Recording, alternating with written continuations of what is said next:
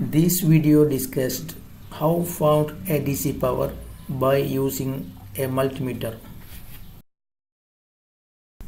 In a DC circuit, the power is the multiplication of voltage and current. So that we have to know the values of voltage and current to find the power in a DC circuit. We have a 12 volt DC fan as a load. An eliminator is used to supply 12 volt DC. This is a multimeter. In any circuit, the voltmeter should be connected like shown in figure. It should be same connection when the multimeter using as a voltmeter.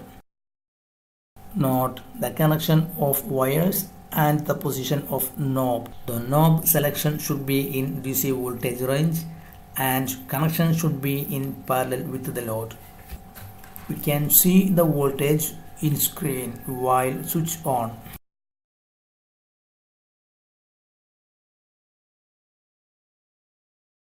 But the ammeter should be connected series with the load.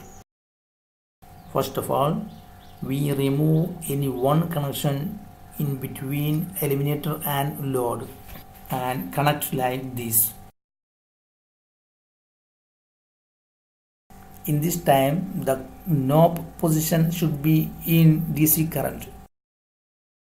We can see the value of the load current in screen when switch on. Then we can calculate the power. The reason for the negative reading is the change in polarity while connecting the meters. Never mind the negative for calculation. Please like and share if you like my video.